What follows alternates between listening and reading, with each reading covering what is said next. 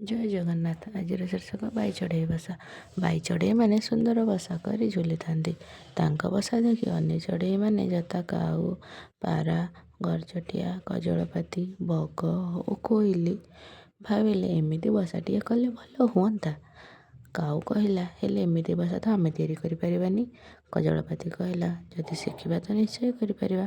ତାପରେ ସେମାନେ ସମସ୍ତେ ଠିକ୍ କଲେ ବାଇ ଚଢ଼େଇକୁ ଡାକି ତାଙ୍କ ପାଖରୁ ବସା ତିଆରି ଶିଖିବେ। ଏହା ଶୁଣି ବାଇ ଚଢ଼େଇ କହିଲା, ମୁଁ ବସା ଗଢ଼ିବା କାଠୁ ଶିଖିନି। ଆମ ବାଇ ଚଢ଼େଇଙ୍କର ଏହା ଜନ୍ମରୁ ଅଭ୍ୟାସ। ତମେମାନେ କ'ଣ କରିପାରିବ? ସବୁ ପାଖି ହଁ ମାରିଲେ। ତାପରେ ବାଇ ଚଢ଼େଇ ତାଙ୍କୁ ବସା ତିଆରି କରିବା ଶିଖେଇଲା। କିନ୍ତୁ ସେମାନେ କେହି ତାଠାରୁ ବସା ଶିଖି ପାରିଲେ ନାହିଁ। ତାଙ୍କର କାଠିକୁଟା ସବୁ ତଳେ ଗଳି ପଡ଼ିଲା। ପକ୍ଷୀମାନେ କହିଲେ, ଏହା ଖୁବ୍ କଷ୍ଟକର ବେପାର, ଆମ ଦ୍ୱାରା ହେବନି। ତୁ ଗୋଟିଏ କାମ କର, ଆମ ପାଇଁ ବସା ତିଆରି କରିଦେବୁ, ଆମେ ସେଥିରେ ରହିବୁ। ବାଇ ଚଢ଼େଇ କହିଲା, ମୁଁ ଏମିତି କେତେ ବସା ତିଆରି କରିବି ଯେ ତମେ ରହିବ? ଏହା ସମ୍ଭବ ନୁହେଁ। ତଥାପି ତୁମେମାନେ ଯଦି ବାଧ୍ୟ କରୁଛ, ମୁଁ ତିଆରି କରୁଛି। ହେଲେ ଆମ ବସା ତିଆରି ଏମିତି ଡାଳରେ ହୁଏ, ଝୁଲୁଥାଏ। ବାଆ ବତାସ ହେଲେ ଆମର ଡର ନାହିଁ। ଆପଣମାନେ ସ୍ଥିର ହୋଇ ରହୁଥିବା ବସାରେ ରୁହନ୍ତି। ମୁଁ ତିଆରି କରିଥିବା ଝୁଲା ବସାରେ ଆପଣମାନେ ରହିପାରିବେ ତ? ସଙ୍ଗେ ସଙ୍ଗେ କଜଳପାତି କହିଲା, ତୁ ଆଗ ତିଆରି କର, ଆମେ ନିଶ୍ଚୟ ରହିବୁ। ତୁ ତ ରହୁଛୁ, ଆମେ କାହିଁକି ରହିପାରିବୁନି? ବାଇ ଚଢ଼େଇ କହିଲା, ମୋତେ ତାହେଲେ ସମୟ ଦିଅ। ପକ୍ଷୀମାନେ ତା କଥାରେ ରାଜି ହୋଇଗଲେ। କିଛି ଦିନ ପରେ 4-5ଟି ବାଇ ଚଢ଼େଇ ମିଶି 5ଟି ବସା ତିଆରି କଲେ। ଗୋଟିଏ ବସାରେ କଜଳପାତି ପ୍ରଥମେ ପଶିଲା।